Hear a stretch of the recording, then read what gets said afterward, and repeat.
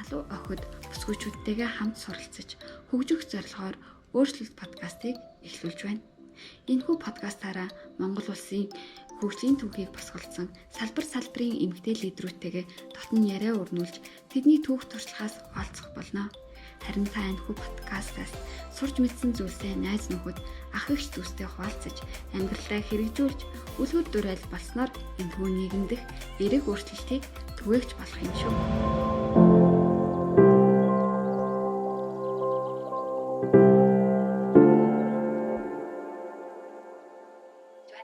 Өөрчлөлт подкастынхаа анхны зочноо бид та бүхэндээ Монголын 3-9-3 сагсан бөмбөгийн эмэгтэй шгшээ багийн дасгалжуулагч болон практик сэтгэл судлаач Золзаяа хичээг урьж оролцоод харааллаа. За тэгээд миний урилгыг хүлээн авсан Золзаяа хичтэй баярлалаа. Таны хувьд тэгээ карьерийн замнал болон карьерийнхаа туршид суралцсан тэгээ ойлгож ухаарсан зүйлүүдээс ингээд бидэнд битүүнээр та хуваалцаач гэд подкастаа эхлүүлж байна. За Рукада баярлалаа. Тэгээд хамгийн анхны дугаартай өргөдөж оролцож байгаадаа баяртай байна. За тэгээд ер нь бол анхны урилга ирэхэд айгүй гайхсан л та. Юу илээ би ч одоо яагаад намайг өрсөн юм бол яагаад би орж байгаа юм бол гэл айгүй олон талаас нь бодсон. Гэхдээ мэдээж энэ бол маш хүндэтгэлтэй зүйл байсан. Тийм учраас яадаг ч байсан одоо өнөөдөр хүртэл юу хийсэн те таны карьер ямар байсан талаар л та ярина гэхээ за энэ гоё зүйл болох юм байна л гэж бодсон. Тэгээ сая бас энэ подкаст эхлүүлэх өмнөөс ер нь бол охид эмэгтэйчүүд рүү чиглэсэн гэж энэ сэдв маань надад бас маш их таалагдсан учраас зорилгыг бол хүлээн авсан. Зэрэг 3 сагсан бөмбөгийн эмэгтэй багтай ажиллаад ер нь бол яг 1 жилийн үр үзэж байна. Тэгээд тэд манай тулга дасгалжуулагчтай 3-9-3 сагсан бөмбөгийн холбооч гэсэн яг сэтгэл зүйч өөрөөс яг сагсан бөмбөг тоглодог хүний маань хувьд бол та ингээд ажиллаач гэсэн урилга өгсөн байгаа. Тэгээд тэрийг эхэндээ бол тэр ажлыг хүлээж авахд айгүй имижсэн. Мэдээж энэ бол айгүй бахархалтай хүндэтгэлтэй ажил байсан. Гэтэ маш их имижсэн, маш их санаа зовж яана би чадах болов гэл маш их санаа зовж исэн. Гэхдээ тэгээд хүнд хүсэл мөрөөдөл зориг байх юм бол багш шиг гар нийлж ажиллаж чадах юм бол болно гэдгийг бас 3-9-3 сагсан бөмбөгийн холбооны хамт олоннууд бас харуулсан. Ер нь бол сэтгэл шулуудад одоо ажиллаж байгаа. Ер нь бол би ингэж боддөг юм аа. Карьерийн замналч гэдэг юм уу одоо юу хийж явсан бэ гэдэг асуултанд хамгийн чухал зүйл болохоор юу гэхээр би хүүхэд байхасаа л ядагч байсан нэг тийм мөрөөдөмтгий хүүхэд байсан. Мөрөөддөг тий одоо боддог юм уу яг л одоо би нэг тийм л болондоо одоо ингээд эргээд харахад тэр зүйлээ ерөөсөө огт өөрчлөөгүй юм шиг санагддаг шүү дээ. Өөрөөр хэлбэл тэр ботсон сансан зүйлийнхаа төлөө тууштай явсан болов уу гэдэг байхгүй юу. Тэгээд ер нь л анхнаасаа л би ер нь спортын хүн болох байсан юм шиг байгаа. Одоо спорттой л миний бүх амьдралын бүхэл зүйл холбогдоод идэг шүү дээ. Спорт өөрөө хүнийг их төвчээртэй тийм олон нийттэй харилцдаг, тэг олон найз нөхөдтэй тэг амьдралд тулгамдах янз бүрийн асуудлыг олон талаас нь харах чадвартай болгох юм болов уу гэж боддог байхгүй юу. Тэгэхээр спорттой ч миний амьдрал холбогдсон, спорт ч намайг өөрөө хүмүүжүүлсэн гэх юм уу да. Тийм өсгөж хүмүүжүүлсэн миний амьдралын үзэл бодол тэг миний философиг миний амьдрал дээр бодож явдаг маш олон зүйлийг суурин болсон болов уу гэж боддог. Мэдээж хүн болгоны суурь хүмүүжил бол ээж аваас. Тийм. Илээс байгаа шүү дээ, тий. Тэгээд нэмээд одоо их спорт маань ийм болгосон болов уу гэж боддог. Тэгэхээр одоо маш олон зүйлийг л их спортоос авсан даа л гэж хэлмээр. Монгол орны талаарх төсөөл нь бол жоохон өөр л байсан юм байл л да. Тэгээд бид нэр уулзаал ярилцаал юм ярьдагсан чинь та нар юу судалдаг юм бэ? Юу хийдэг юм бэ? Лабораторич хаана байгаа юм бэ? Гэт ингээд аягүй асуу. Тэр асуулт надад юу гэж яг тэр үед юу гэж бодогдчихсэн бэ гэхээр яна манад байхгүй шүү дээ. Тий би бол байхгүй гэж хэлж чадаагүй. Хэлжсэн бэ гэхээр одоо амарсан байна гэж. Тэр нэ 7 сард иржсэн байхгүй. Манай монголчууд бүгд амраад од өгдөг тийм. Тэгээд тийм хүмүүс асуугаад ингээд сонирхоод байдаг. Тэгээд дотроо бол би юу гэж бодсон бэ гэхээр яадаг ч байсан Монголтой ийм сэтгэл зүйн лабораторитой болондоо дараа хин нэгэн хүн ирэхэд энэ байна гэж бистэ үзүүлэх юмтай болондоо. Яагаад чи одоо нөгөө нэг спортын үнд чинь хоошоор байгаа тий. бэйсик шиг байна. Тэгээд бодож исэн байхгүй. Тэгэл 2013 онд тэгээ 2011 онд би Хятад руу доктор сурахаар явсан юм. 11 онд явж исэн. Тэгээд Хятад ер нь юу байдгийг, спортын сэтгэл зүй яаж хөгжсөн байна, лаборатори тий дээрсэмшиг судалгаагаа бүгдийг үзээд их сургуулийнхаа 3 багштай 2013 онд Шанхайд очиод аягүй олон юм багш төхөөрөмжүүд аваад энэ одоо хүрээлэнгийнхаа үнд сүрийг тийш тавьчихсан байхгүй.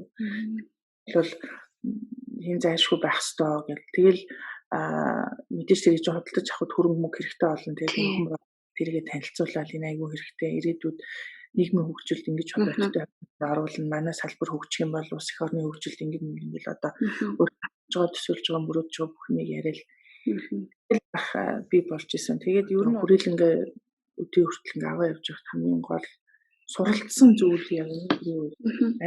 Төлөвлөгөөл хэрэгтэй юм билээ. Тэ одоо бизнес загварлуу гэдэг юм уу? Тэ бизнесийг ингээд босгохын тулд ингээд зураг гаргаад төлөвлөөл маш сайн гүн дээр л бүх юм бол одоо явах хэрэгтэй гэдгийг бол одоо маш сайн ойлгож авсан. Ер нь бол нөгөө нэг юм хичнээн мянган хүсэл мөрөөдөлтэй одоо зорилго байгаад тэрийг зураглаад цаасан дээр буулгаад тэгээд юу алхам бүрээл төлөвлөх ёстой байна гэдэгт бол одоо маш сайн суралцсан. Би ч практик дахинда ботчин тий тэрийгээ ярьчин гэд ингээд зүйл харахгүй. Тэгэхээр ер нь ямар нэг юм хийж байгаа хийх гэж байгаа ч юм уу тий хийгээ явж байгаа хүн бол эсвэл одоо ямар нэгэн мөрөөдөл зорилгоо өөрөө тодорхойлоо харсан бол тэрэндээ хүрэх алхамчлсан төлөвөг л маш сайн хийх хэрэгтэй. Тэгээд одоо үеийн залуучуудаас өөр болсон. Тал мэдлэгтэй болсон байна тий.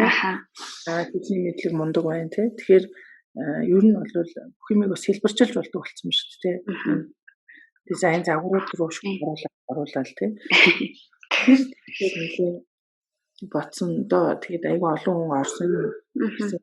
Бид нар бол нэг 17 сэтгэл зүйчтэй байгууллага ажиллаж байгаа. Ийм болтлоо бол бид нар ер нь яаж явсан бэ гэхээр нэг зүйл сонирхол зорилгынхаа төлөө энэ салбар дуртай хүмүүсийн юу одоо нэгдэл болж чадсан учраас бид зорилгоор ингээд нэгдэж чадсан тий.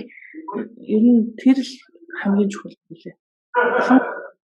Сүүлийн нэг ийм үг байдаг шүү дээ тий. Ямарваа нэг юм одоо эхлэхэд тий бизнес эхлэхэд ямарваа нэг стартап компаниуд 5 жил дотор бол хөл дээрээ тогтдгоо гэл. Тэгээд за энэ 5 жил болоход ингэм байна гэхэд 5 жилийн дараа л одоо дараагаас бараг бид нар за ерөөсөө л энэ юм байна. Энэ төлөвлөх юмд санаа бодлоо ингээд цаасан дээр буулгах, юмыг системчлэх тий загварчлах өөрөө маш чухал юм байна. Энэ бол уртудаан одоо уртудаан байх боломж юм байна гэж бол харсан баггүй юу?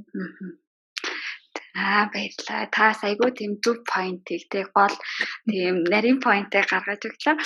Тэгээд одоо тэгвэл хоёр дахь асуултанд болохоор би ингээд таны хувьд хувь хүний хөгжлийн талаар илүү их ярилцмаар байгаа. Одоо яа тэгэхээр одоо тэр залуучууд маань айгүй хувь хүний хөгжил дээр анхаардаг болсон. Тэгээ янз бүрийн тий хувь хүний хөгжлийн номнуудыг бас ингээ уншиж эхэлсэн. Тэгээ YouTube-ээр ч гэсэн тий тийм хувь хүний хөгжлийн бас тийм олон контентууд дээрээ гарч ирж эхэлж байгаа.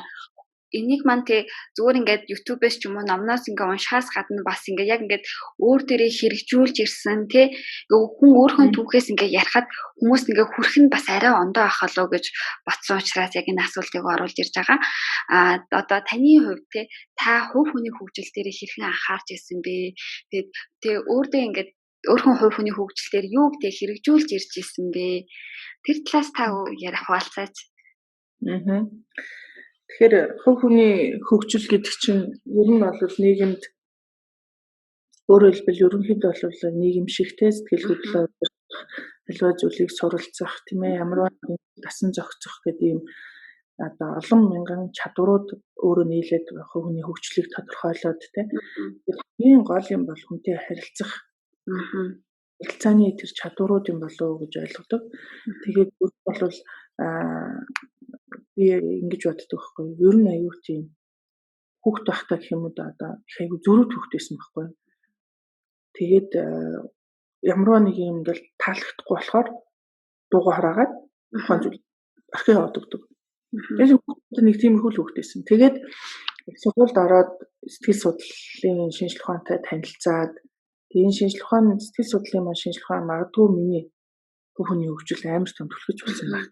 Сэтгэл судлалын маш олон онлууд, сургаалууд тий одоо үжил баримтлуудыг сонсоод хүн гэдэг чинь ингэдэг юм байна. Хүн ингээд уурлаад идэх юм байна. Хүн гомдох түнэх гэдэг чинь ингэдэг юм байна.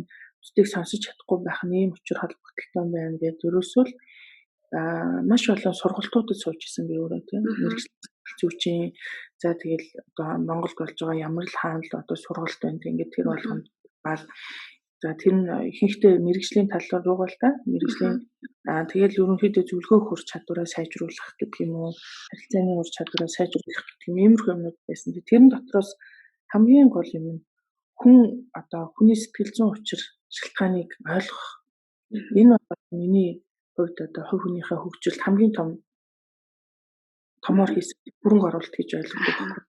Яагаад тэгэхээр хүнийг ингээд хараад нэг сэтгэл зүйч хүмүүс нэг хүнийг хараад далтыг харж байгаа юм шиг бүх юм уншичдаг гэж ярьдаг байсан. Үйтэн байхад тэгээд ингээд хүнийг хараад уншдаг болох юм байна даа л гэж боддог байсан тийм. Тэгэхээр ямарваа нэгэн хүний гаргаж байгаа тэр зан үйл хөдлөл үг хэллэг тийм нүдний харц байгаа байдлаас нь ядч байсан ах шигтэнд энэ хүний ийм байна даа гэдэг зураглыг бол зурдаг болсон, хардаг болсон тийм. Тэгээд тэр нь одоо бодвол хүмүүсийн нүуний далтыг хардаг гэдэг шиг ойлголт байсан. Тэгээд одоо ойлголт бол байхгүй.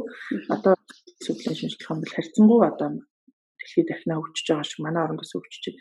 Тэгэхээр ер нь бол хүн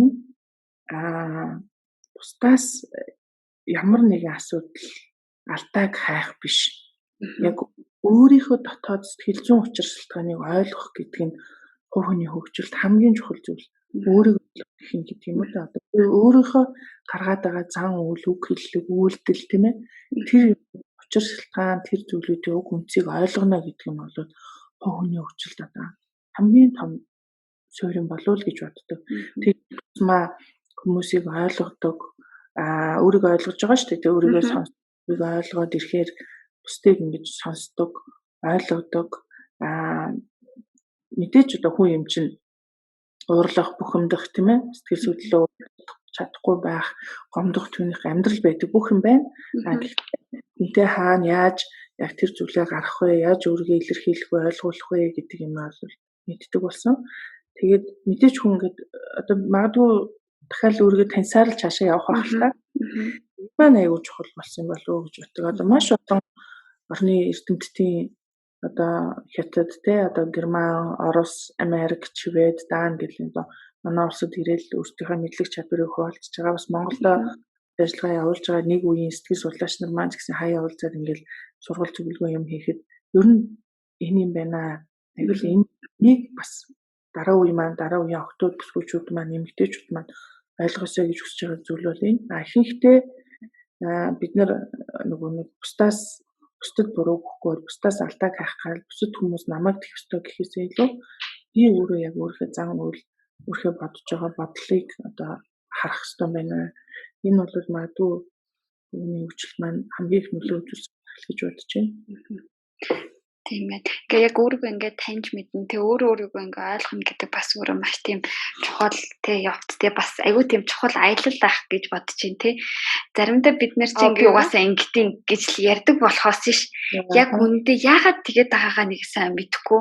Тэ магадгүй яагаад тэгэж одоо яагаад ийм зан үйл гаргаад байгаа, яагаад ийм ааш гаргаж байгаа, яагаад би энийг ингэж бодоход хүрсэн бэ гэдгээ ойлгосны дараа бол тэр хүн магадгүй юуг би тэ өөрчилж болох юм тэ юуг сайжруулж болох юм гэдэг тийм ойлгож авах бах. Тийм болохоор та бас яг ингээд зөв юуг гаргаж ирсэн байна. Баярлалаа. Тэгээд би бас яг энэ дээр тэгэж бодож байсан байхгүй. Намайг ингээд тэ жоохон бахад аав тэгж хэлдэг байсан байхгүй. За чи ингээ 20 хүртэл эхлээд өөрийгөө нэг төлөвшүүлээд байна. Тэр болтол чи өөрийгөө таниад хаа гэж хэлжсэн.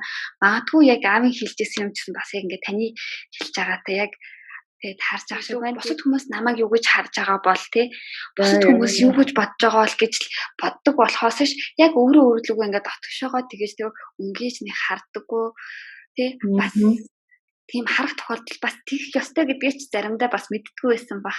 Тэгээ магадгүй би бас тий сонсож байгаа үзэгчид залуу хүүхдүүдийг ч гэсэн бас тий магадгүй та нар өөрсдөө нэг ачиглаа тий өөртөө гоё ингээд таньж мэдээд би ингээд яг ямар хүн юм бэ тий тэрийг таньж мэдэх нь яг хөгжлийн бас яг үндэс болох юм байна. Одоо таны хөгжил дэвшилд хамгийн их түлхэж басна тийм арга барил тийм зуршлууд байгаа юу тий танд одоо ингээд за яг энэ зуршил тэгээ энэ арга барил маань ажлын маань тий магадгүй ажлын арга барил ээж болно эсвэл нөө амьдралын хэв маягийн арга барилууд ээж болно тий тэр маань ингээд тий миний энэ хөгжил дэвшилд ингээд аюулгүй их түлхэж болсон гэсэн тийм арга барилуудаас та хуваалцаач. Хамгийн гол нь энэ 7 жил өгдөг бол баг хугацаа л байх л та зарим тохиолдолд хугацаа болж байна. Энэ үед юу исэн бэ гэхээр бүх юмыг тэгж хамаатуулж шийдэх биш.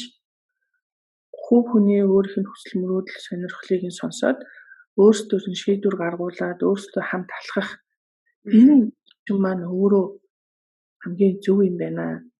Яг тэгэхээр чинь өөрсдийнхээ цаг үеэр сэтгэдэг тийм би одоо магадгүй дөнгөж сургуулаа төгсөөд аюу ирч хүчтэй аюу тийм төвхтэй эрэлхийлдэг одоо аюу урам зоригтой ингээл ажилтдаг байсан. Одоо залуучууд яагаад ингэхгүй байгаа ингээл бодох юм бол энэ зөв аюу том алдаанууд болох гэдэг байна. Энэ бол одоо үеийн залуучуудаа аюусаа ойлгож тэд нэр өөрөө өөрсдөд нь боломжийг нь олгох, өөрөө өөрсдөө тэр хүсэл мөрөөдөлтөд хүрэх тэр зөвхөн боломжийг нь л нээж өгч чиглүүлж өгөх одоо тэр л аюу чухал юм байна. Энэ бодол маань магадгүй одоо ажиллаж байгаа залуучууд маань миний зүгээр анзаараад байгаа маш их таалагдж байгаа. Тэдэнд өөрсдийнхөө хүсэл мөрөөдөлтэй хүн болгон хүсэл мөрөөдөл байгаа. Тэдэнд өөрсдийнхөө хүсэл мөрөөдлийг биелүүлэх боломжийг олгоод дээр нь нэг одоо зорилго, нэг соёлыг одоо бий болгоод явах. Тэр л аюу чухал юм байна. Зүгээр ер нь бол яг нэг удирдлагын арга барил маань нэг тийм юу гэдэг хянах талаас нь биш. Ингээл хянаал яг яагаад байна чи яг ингээд байна. Би нэг тийм дүүрэн нэг дуртай биш байхгүй. Тийм ажил хийж бас дуртай биш. Яг удаа юм шиг санагддаг байхгүй. Тэгээ ер нь бол жоохон чөлөөт сэтгэлгээтэй тийм чөлөөтэй гэдэг нь ингээд бүр бүх юмыг хаяад явах биш. Тэгээ ер нь бол одоо энэ залуучуудын гол юм чинь болохоор тав тух. Тэгээ их чөлөө. Тэгэл ихээ боо хүсэж байгаа зүйлийг хийх тийм ийм бүх юм аяг магадгүй ариука энийг жишээ нь багч яа. Одоо залуучууд бол хүссэн зүйлийг хийж болохоор биш тийм. Тэр хүсэл мөрөөдөл байх юм бол тэгэхээр энэ зүйлийг нь бас хангаж өгч биелүүлэх юм бол бас нэг дор нэг үеийн залуучууд бол гарч ирээд магадгүй бидний дараа үе манай сэтгэл зүйн салбарыг аваад явна шүү дээ тийм. Тэгэхээр би класс нь ярьдаг. Энэ бол та нарт үлднэ. Та нар энийг ингэж цаашаа хийгээд явнаа. Тэг хамгийн гол нь юу гэхээр тухайн цаг үед амьдарч байгаа хүмүүсийн онцлогийг ойлгох. Ойлгож харилцах энэ арга барил болов уу гэж бодож байна. Тэгээд одоо дараа нь болохоор би бас нэг юм сонирхолтой асуултыг бэлдсэн байгаа л да. 20 настайдаа л мэдсэнсэн бол гэдэгтэй. Тийм зүйл танд байсан уу? Ер нь ингээ за би залуу байхдаа энийг арай эрт мэдсэн бол жоохон өөр ах ээжтэй гэж бодож исэн юмнууд танд ер нь байсан уу? Бага. Та тийм зүйлээсээ хаваалцаад магадгүй одоо таны тэрийг тийм мэдсэн бол бидгийг одоо болтолтой залуучуудаас мэдээгүй явж ийж магадгүй тэр хүмүүс маань тий эртгэн мэдээд авсан бас дээр баг. За би энэ зүйлийг аягүйх бодсон. Ер нь бол ганцхан нөгөө сэтгэл судлалын мэргэжлийн салбартаа л амар мундаг аягүй чадварлаг маш ихийг мэднэ гэд би боддог байсан байхгүй юу. Тэгэхээр энэ бол салбар бүрийн мэдлэгтэй байх тухай асуудал. Бүрийн гэдэг нь ядаж санхүүгээ зөв зохицуулдаг ч гэдэг юм уу. Одоо хэрвээ жижигхэн бизнес хийх талаар ч юм уу тийм үү борлуулах талаар ч юм уу. Магадгүй би их олон төрлийн юм сонирхож хийж үзсэн бол гэж бодож байгаа. Яг тэгэхээр ингээд нөгөө нэг магадгүй би оюутан багтаа нэг жижиг хэвлэлийн компанид ажилладаг байсан. Үүш нэгдүгээр курсын оюутан болчихвол хэвлэлийн компанид очиод нөгөө гар доор хүн туслах юм байвал хийгээл тээ. Тэгээ тэр бол нэг борлуулж зарж үзээгүй. Тэгээ би одоо юу бодоод байгаа вэ гэхээр юм олон төрлийн жижиг сажиг те сайн муу хамаагүй хийж үздэг байж гэж бодоод байгаа байхгүй юу. Ер нь бол сургуулаа төгсөөл мэрэгжлийнхаа салбар руу ороод ажилласан. Тэгээ ер нь өөрийгөө боддог байхгүй. Би ерөөсөө юм зарж үзээгүй юм байна. Одоо хэцүү тулгараад байгаа мэдээж одоо компани ч юм уу те хүрээлэнгээ авч явахад тим сэтгэлгээ сэтгүүх нь надад амар хэрэгтэй байхгүй юу. Ерөөсөө тэгж бодож чаддгүй. Одоо бизнесийнхаа орж ирэл ингээд мөнгө ашиг орлого гэдэг нь надад ерөөсөө тэр нэг өөр хэлээр яриад байгаа юм шиг. Тэгэхээр энэ үгнүүд чинь энэ бүх юм чинь өөр айгүй чухал байхгүй. Тэгэхээр бизнес хийдэг хүмүүс магадгүй манай сэтгэл судлалын мэдлэг их чухал байх. Тэгэхээр ганцхан сэтгэл судлалынхаа мэдлэг ур чадварыг мэдхээс гадна тий одоо технологийн ашиглаж сурах тий одоо бид нар технологи ашиглаад ярьж штэ тий тэр супер одоо технологиудыг мэддэг тий компьютер утсаа одоо 100% бүрэн дүүрэн ашиглаж 100% ч одоо болиг гэхэд ядаж одоо төрөл бүрийн юмнуудыг ингээд оролдоод ашиглаад үзчихдэг. За ядаж нэг удаа юм борлуулаад зараад тий одоо тэр ашиг орлого гэж юу гэдгийг мэдсэн тий. Тэгээд дээр нөгөө санхүүгийн мэдлэг аягүй чухал юм байна. Хувийн санхүүгээ төлөвлөхтэй холбоотой тий. Тэгэхээр ер нь бол охид өсгөөчүүд тий эмэгтэйчүүд маань нөгөө нэг юм тал бүрийн мэдлэгтэй байх юм бол тэр илүүдэхгүй. Тийм бай. Одоо ингэ бодоод тахад ингэж боддог байхгүй юу? Одоо манай хүрээлэнгийн байгууллагын сэтгэл зүйн албаны дарга хийдэг манай номин гэж сэтгэл судлаач байна. Тэр маань нөгөө Оросд 14 жил сураад бүр доктор хамгаалаад ирсэн. Мэдээж одоо биеэ дагаад тэр өөр улсад тийм удаан хугацаагаар амьдраад бакалавр, мастер, доктор хүртэл амьдрахаар чинь бит хоёрын хувьд амар том ялгаанууд харагддаг. Тэгээд боддог байхгүй. Энэ айгүй олон тэр явцад маш их олон чадваруудыг олж авсан байна да гэдэг. Нэг бид нар нөхөж ажиллаж чад. Тэгэхээр би тэндээс хүртэл бодож ирсэн байхгүй. Ер нь бол олон хүнтэй харилцаад тий салбар бүрийн мэдхтэй болоод тэгээд ер нь нийгэмд хэрэгтэй гэж бодож байгаа юмнуудыг оролдоод үзэх миний ардаа л гэж үздэг шүү дээ. Тэгэхээр олон юмыг сонирхож үзэх хэрэгтэй. Харин тийм шүү тий. Оролдоод үзэх хэрэгтэй тий. Ганц юм ингээл уншаал ганцхан зүйлдээ ингээл сайжрах биш. Одоо үе бол биднээс маш олон төрлийн юмс чадваруудыг шаардж байна. Олон төрлийн мэрэгч байх нь ч гэсэн давуу тал болох байх гэж би бодож байгаа байхгүй. Тэгээ ер нь бол нэг юм жижигэн ч гэсэн нэг юм борлуулж зарж үзсэн. Тэгээ нэг одоо ашиг гэдэг юм уу алдаг гэдэг мөрдөг гэдэг чинь мэддэг байхгүй. Тэгээ тэгсэн бол одоо энэ байгууллага өдөртөө надад хэрэгтэйсэн баха. Тэрээс мэдлэг гэхээсээ илүү. Тийм. Яг одоо яг ингээд бас яг оюутнуудад бас яг тий наач айгуу тийм том сайн зөвтгөл чадж байгаах гэж би бодож байна. Тий хүн залуу байхдаа л тий жинхэнэ эд юмнуудыг туршиж үздэг үе шүү дээ. Тийм болохоор тэр цэсмээ ингээд та ингээд ажил дээр залуу байхдаа ч гэсэн тий ажил дээр гарчхаар ихэнхдээ нөө ажилдаа дарагдах тиймэрхүү юм болчдөг. Харин оюутан байх үеж болохоор өстой жинхэнэ юмыг туршиж үзэх тийм боломжтой нас шүү. Ер нь нөгөө бизнесийг хөтлөөд явах гэдэг юм уу? Ер нь миний амьдрал дээр санхүүгийн нөгөө юу гэх юм мэдлэг боловсрол бол үнэхээр чухал байх л та. Тэгээд одоо юу гэх юм маркетинг гэдэг юм уу те?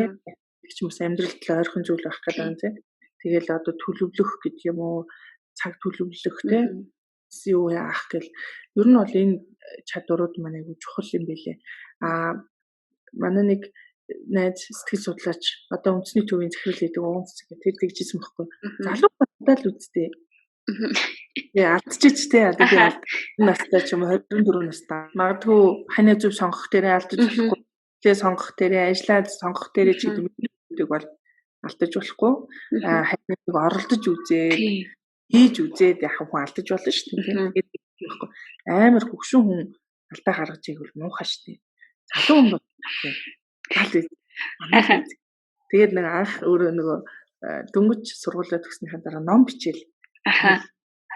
Чи яа энэ ч одоо яг болох уу гэсэн чинь хэрвээ би бичээ чи алдсан байвал би чинь залуу юм чинь дээ. Хөөе би ном бичээд тэр маань хэрвээ алдаатай байх юм бол шараа штэ гэсэн. Тэгэхээр ер нь бол нөгөө нийгэмшиг гэдэг чадварынхаа хүрээнд ч гэсэн ер нь салбар болгоны мэдлэг олж авах гэдэг үүднээсээ ч гэсэн ер нь олон хүнтэй харилцаж олон талын салбар бүрийн мэдлэгийг олж авах ямиг оролдож үзээд бас нэг амьдралын туршлагаа хөрөнгөлүүлэх хэцүү.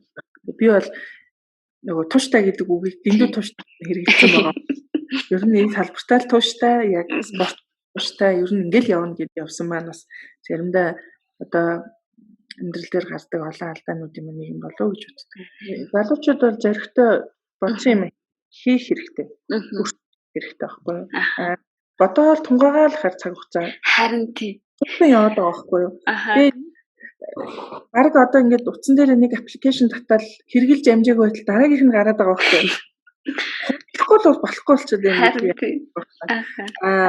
Ер нь бол гэхдээ заримдаа за ер нь яач алдсан яадын ингээд хизээч одоо юу гэдэг ухраагаад буцаах гад маш хэцүү алдаануудыг бол гарахгүй байх хэрэгтэй. Тэр танаас гарч болох байх тэр алдаа ихэнхдээ өөрийнх нь дотоод сэтгэл зүйн хувьд одоо зөрчил асуудал байж болдог байхгүй. Тэрийг хүмүүс маань амар сайн бодох хэрэгтэй. Тэгээ энэ ташрамт бас хэрвээ одоо юу гэдэг ямарваа нэг юм хийхэд ч юм уу сэтгэл зүйн хувьд нэг л болж өгөхгүй ч юм уу одоо асуудал бэрхшээл тулгамдаа дээр шууд сэтгэл зүйч рүү очиод одоо хамгийн уудлаад шууд ярих хэрэгтэй.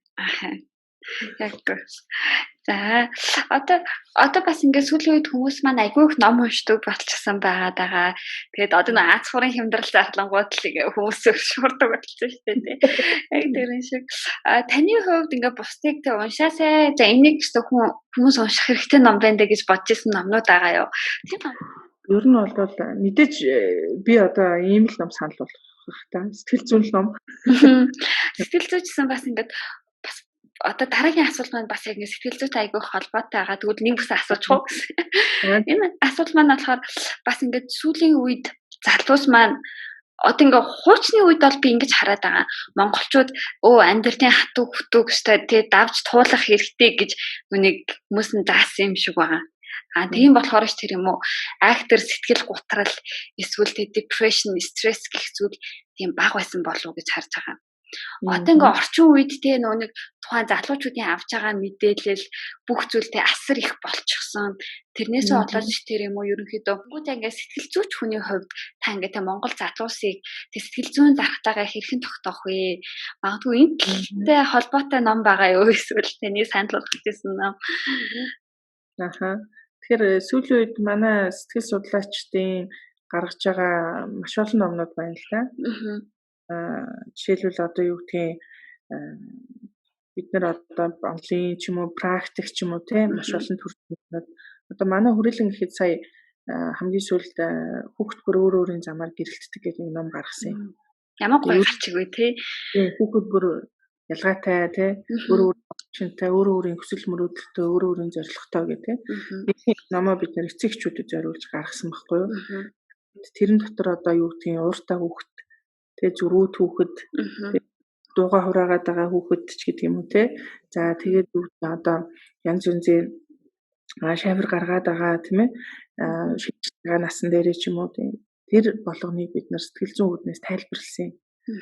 Сэтгэл болгонд одоо ялгаатай аран шин үзэлтэй сонирхол бас өнгө байдаг юм аа. Эцэгчүүдээ ойлгооч гэдэг нэг тийм жижигхэн гарын авлага болгоод нэг тийм ном гаргасан. Тэгээ би өөрөө яхан хамгийн сүүл тэрийг нэг өдөр ажил дээрээ сууж бүр ихнээс нь нөгөө нэг эхний ээлжийн зүгээр нэг юм тестлээд бид нар гаргасан байхгүй. Тэгээд эцэгчүүдийн хүсэлтээр өргөжүүлээд ном болгож гаргах гэдэг. Тэгээ ер нь миний хувьд бол ер нь бол ийм юм айгүйх бодогдоод байгаа. Манайх бас цувралаар бас зөндөө номнууд гаргах гэж байгаа. Тэгээд сэтгэл зүйн боловсрол гэдэг бол өөрөө бүр багаас байх хэрэгтэй. Тэгээ би бол ер нь бол ийм сэтгэл зүйтэй холбоотой сэтгэл хөдлөлөө удирдахтай холбоотой тийм ярилцахтай ийм гэрнэ практик номнуудыг аюулсан уншаасай л гэж бодож байна.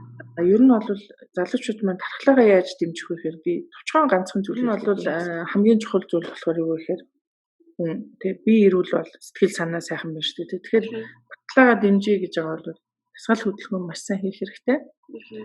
Тэгээд ер нь бол мэдээж сэтгэл зүйн боловсролоо сайжруулах тийм мэдэх өөрхөө сэтгэл зүйн асуудлын учир шалтгааныг олох руу чиглэсэн янз бүрийн юмнуудыг уншиж явах хэрэгтэй. Хамгийн сүүлд гэтэл нөгөө сэтгэл хөдлөлийн талаар ном гарсан байна тий. Тэгэл энэ манай одоо ажил төстэй байгууллагууд бас сэтгэл зүйн дархлаагаа яаж дэмжих үү гэл маш олон юмнууд гаргасан билээ. За манайх бол илүү тийм эцэгчүүд рүү чиглэсэн хүүхдтэйгээ харилцаа руу чиглэсэн тий. Одоо магадгүй охид бүсгүйчүүд маань одоогоосоо ээж болох бэлтгэлээ хангаад хүүхдтэйгээ яаж харилцах вэ тий, гэр бүлээ яаж төлөвлөх үү гэдэг маш олон зүйлийг эхлүүлэхээс өмнө өөрийнхөө сэтгэл зүйг аюулсаа ойлгодог байх талаар зөвлөмөр байна. Тэгээ маш олон төрлийн сэтгэл зүйн номыг ер нь сэтгэл зүйн боловсрал гэдэг бол зайлшгүй асуудал юм аа. Тэ одоо таны амьдралын өдөр тутмын амьдралын чинь нэг бүр нэгэн хэсэг шүү. Тэгэхээр сэтгэл зүйн сонирхолтой олон төрлийн номнууд уншаарай. Тэгээ сая манайх бас сэтгэл судлал сонгодгоо гэдэг ном гаргасан. Хамгийн их бол тэр номоо бол одоо өстө хэд 10 дахин удаа уншсан. Яг нөгөө юу хэвлүүлэхийн тулд тэ чаал тэр үг хүсэг найруулга дээр ямар нэг алдаа байх вэ гэх ингээл чинь дахин уншаад. Ер нь бол сүүлийн үед сэтгэл зүйн номоо өөрөө манайх нь өөрсдөө ном хөвлөж нийтэлж гаргах гэдэг учраас тэр номнууд аягүй уншиж जैन. Тэгэл бусад шинэ соргог номнууд зөндөө номнууд байна. Энэ номыг уншаасай гэж бүр яг одоо яг л энэ л номыг гэж би яг хэлэхэд хэцүү байна. Зарим өөрийн замаар гэрэлтэх юм манай хүрээлэн өөрөө бидаж гаргаж байгаа юм ном байна. Тэр ном дээр маш олон сонирхолтой маш аашаран шингуудын талаар байгаа. Тэгэхээр магадгүй номын маань та бас авч уншаарай. Ялангуяа охид бүсгүйчүүд маань эсвэл ээж болчихсон тийм эмэгтэйчүүд маань дөнгөж хүүхэд нь хэрвээ бүр жаахан байгаа бол бүр их хэрэгтэй юмшээсэй гэж бодож байна. Тэгээд дээр нь одоо энэ амьдралынхаа гадал зуршил хэв маягийг солих тал дээр хүмүүс айгүй их ингээл нөгөө айгүй тодорхой ингээрээ тэгэрээ гэж бичсэн байх. Яаж яг энийг яах вэ гэдэг ингээд нэг асуугаад байна да тийм. Тэр хүмүүсийг боддог байхгүй юу? Одоо юу гэдэг энэ тэдэнд өргөө гэж бичсэн байхад ямар үнэтэй вэ гэдэг нэг асуугаад байдаг тийм. Тэгэл одоо юу гэдэг энэ хоолыг яг ингээд хэрэглээд хийгээд үзээрэй гэхээр яг яаж гэл ингээд энэ яг юу вэ гэхээр эн чинь өөрөө ер нь бол зүгээр халамж тий одоо юу гэдэг тий тийм хүний сэтгэл зүйн бас үнцэн хэрэгцээнүүд байхгүй юу. Тэр одоо би байна гэдгийг илэрхийлэх гээд байна тий. Тэгээд намайг анхаараач би чинь бас яг энийг сонирхох гээд шүү гэдэг юм нэмэлт харилцаа хүсэж байгаа л халамж тийм хүсэж байгаа л хэлбэрлэлтэй ер нь бол хүмүүсийн. Тэгэхээр ийм харилцаан дээр ер нь бол манай залуучууд би нэг аяг дэмждэг байгаасай тий. Тэгэл тэр нь бити төгшөөж байгаасай. Жишээлбэл юу гэдэг нэг номны талаар тавьсан байхад биччихэд байхад бити асуугаад байх биш байхгүй юу? Биччихэд байна л да тий тайлбарлсан тий. Би наад нөгөө нэг одоо юу гэдэг онцгой тийм үйлчлэг авах онцгой тийм харилцаа хүсэж байна л гэсэн үг. Тэгээ тэр болгон маань ингээд аюу сайхан зэгцтэй явах юм бол бүх юм аюу гоё болох болов тий. Энгийн юмнууд гэсэн үг байдаг. Ийм зүйл сонирхосоо ойлгосоо гэж бодож байна. Би сая бас яг ингээд таныг ярьж хахад ингээд нэг юм бодлоо л доо. Одоо ингээд таны ном байгаа штэ. Хүүхэд бүр өөрийн замаар гэрэлтдэг. Залуучууд ч гэсэн уншиж болох уу л гэж асууад байгаа юм л. Яа тэгэхээр тэд нар ч гэсэн тэр номноос өөрсдийнхөө төрөлхийн нэг тийм тэгээ одоо сэтгэл зүйн тийм төрөл ч юм уу яг тэрийг тэр номноос харах боломжтой болов гэж асууж байна л да. Мэдээж. Яг нөгөө нэг юу гэх юм би болохоор ээж гэж хараадсэн чинь чи болохоор яг зөвхөн энийг харуул яаж харж болох вэ гэдэг чинь тийм болох юм байна. Залуу хүн гэсэн бас яг тэр намайг уншвал би яг энэ төрлийн хүн юм бэ шүү дээ. Би яг инхээр юм гардаг бэ шүү дээ. Тэнгүүд буцаагаад хүн яг ингээ өөрийгөө олоход гэсэн бас айгүй төлөхөц болох байх. Тэгээ магадгүй тэгээ залуучууд чи ийм хол ингээд идэг ус юм биш үү тийм. Чи бууга ураагаал тий. Би чи одоо юу гэх юм миний анхаарал төвлөрөхгүй байдаг гэсэн юмтай холбоотой юм шүү дээ тий. За магадгүй би одоо юу гэх юм айгүй юм яриасаг тий. Айгүй нийтээ ийм байсан маань миний энэ зан характертай холбоотой байсан биш. Би чи ийм онцлог мэнэ гэж тань тусгалгүй. Тохиолтой. Ингээд нөгөө нэг юу гэх юм дотроо бүр ингээд нэг ухамсарлаж ойлгоод л байсан биш үү нэг айгүй бодож чадахгүй байсан бодлогоо боцохоор хүнд гоё мэдрэмж төрсөн шүү дээ. Хариу нь гаргаал тийм. Яг тэрэн шиг тийм мэдрэмж төрөх байх гэж бодож байна бас. Нэр ингээл ийм л учиршлагаанууд байсан биш үү тийм. Тэгдэг байсан юм. Магадгүй би ийм хүүхдтэй болчихвол ингэж харилцнаа гэдэг ч юм уу тий гэж болно. Тийм. Тэгээ ер нь одоо бид нар чинь аюу тийм товчхон, хураангуй, хүнд мөх хэрэгтэй тий ийм мэдээллийг хурдан хүргэн авах л одоо тийм цаг үе байна тий. Ер нь бол тэр талаасаа ч юм уу өөрийгөө ойлгох гэдэг нь бас ном уншихаас илүү бас сэтгэл зүйчтэй ярилцахад бас их тустай төгтөж үү. Тэгээ дээрх бид ингэдэг байсан шүү дээ. Анх бид нар чинь 2004 онд сургуулаа төгсөөл сэтгэл зүйн байгууллага байгуулж хахад солиотой галзуу хүмүүс л очдог шүү дээ. Тэгдэг гэсэн. Одоо бол октосоо тэр хандлага байна. Тийм. Би миний зүгээс болохоор энэ залуусны сэтгэл зүйн байдлыг ерөнхийдөө одоо яаж харж байна вэ? Одоо залуу үеийн маань сэтгэл зүйн байдал гэх юм уу, сэтгэл зүй гэх юм бол миний хар бол өөрчлөлт бид нар бүх зүйлийг өөрчилж чадна. Бүтээж чадна гэсэн маш их тийм өөдрөг урам зоригтой цаг үеж байгаа гэж би хувьдаа дүгнж байгаа. Бодож байгаа. Яагаад бие дасан тийм хүчрхийг ертөнц тэд харагддаг, ажиглагддаг. Тэднийг анзаараад сонсох юм бол тэдний сонсож байгаа дуу, хэлж байгаа үг хэллэг, бодож байгаа бодлууд нь дандаа бусдын төлөө байгаль их дэлхийнхээ магадгүй өмнөх маш олон хүмүүс алдаж онсон алдаануудыг засахын төлөө өөрсдөө төлөө байгаа болов гэж би хувьдаа хардаг. Мэдээж бүгд бас юм биш байгаа бах. Дийлийнх нь шүү юм байгаа. Дийлийнх нь юм байгаа тийм зарим мэдээж одоо гэр бүл ахуй амьдрал тийм орчин нөхцлөөс болоод амьдрал бас бууж өгөхтэй буруу замыг сонгох, буруу бодох, алдаатай бодох юмуд бол байгаа. Тэгэхээр одоо энэ залуучууд маань тэр дийлийнх нь нэг тийм байгаа учраас нийгэм маань ирээдүйд шүү сайхан болох бах. Утранг гэх юм уу, тийм сэтгэл хүнд хэцүү байгаа гэх юм уу, хүн болгоны амьдрал өөрөө шүү дээ тийм. Хүмүүстэй илүү сайн туслах тийм сонирхолтой нийгэм рүүгээ харсан тийм залуучуудаар бас үргэлжлэж байгаа юм болов уу гэж бодож байгаа. Ядагч байсан хин нэгэнд өөрийнхөө чадах тусалчихынсан, үргэлжчихийнсэн, нэг ийм имийг бүтээчихийнсэн бид нар өөрнөө өөрчилж болох юм байна гэдэг нэг юм даасан нэг тийм том юм да. Тэгээд магадгүй бид надаас дэше үеийнхэн бас ойлгох жоохон хүндрэлтэй. Тэ одоо яагаад байгаа ингээл ойлгох жоохон хэцүү тийм залуу үе бол байгаа байхгүй юу? Ер нь бол тийм хүчрхэг тийм өөдрөгөөр нь би тусгаж хүлээж авч байна. Хэцүү байгаа нэгэндээ бас үнэхээр туслая гэд явж байгаа хүмүүс маань бас байх шиг байгаа. Тэгээд ер нь бол ийм бас нэг хэлмээр байгаа нэг юм маань юу гэхээр энэ бол одоо энэ 90 цаг үеийн онцлог байх л та. Нэгдэж юм хийгээсэ нэгдэж басайл гэж бодож байна. Энэ өөдрөг, энэ урам зориг, энэ хүсэл мөрөөдөл бол ганцаараа яваад бол нөх хол явахгүй. Хамтдаа бүгдээрээ нэгнийгээ дэмжиж явах юм бол миний боддог ганцхан юм байдаг байхгүй. Бид нар баг болж ажиллах хэрэгтэй. Манай 3 сагсан бөмбөгтэй ихтэй баг олж орох гээд багаараа ажиллаж чаддгийн одоо маш том үлгэр том одоо тий нийгмийн том юу болж чадсан шүү дээ. Мессеж болж чадсан гэж би бодож байгаа. Тэгэхээр баг болж ажиллах тал дээр одоо энэ бол одоо бүр номер 1 анхаарах хэрэгтэй. Нэгнийгээ дэмжиж гэх юм уу тий.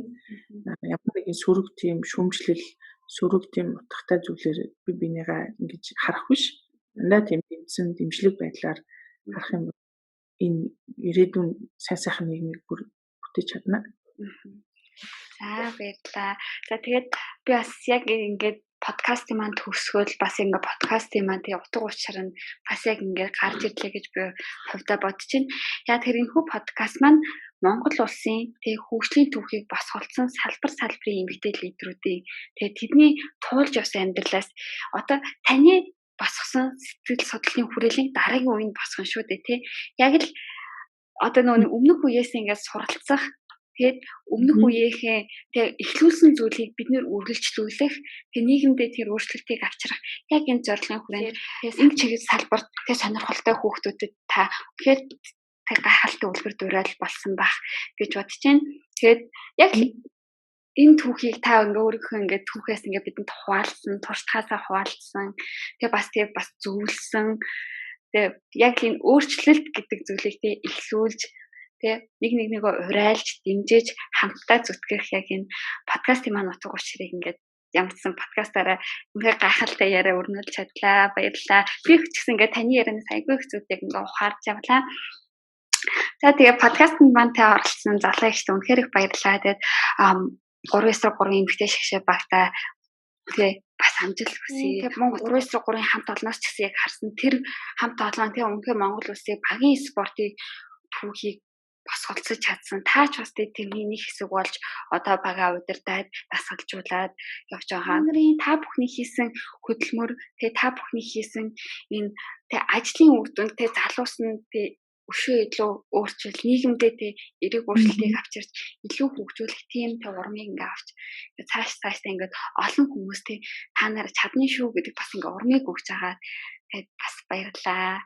Тэгээд таны бас цаашдаа ажилд нь амжилт хүсье. Тэгээд сонсогчдын хувьд дараагийн хаан подкастаар бид тэгээд зодлоо ихчийн урьдсан нэгэн гайхалтай зочныг дараагийн подкастт оруулах болно. Бас л гайхалтай Монголын тэгээд хөгжилд хувь нэмрээ оруулж чадсан нийгэмд эерэг өөрчлөлтийг авчирч чадсан тэр нэг гайхалтай эмэгтэйг бид нөр өөрч оролцуулах болно.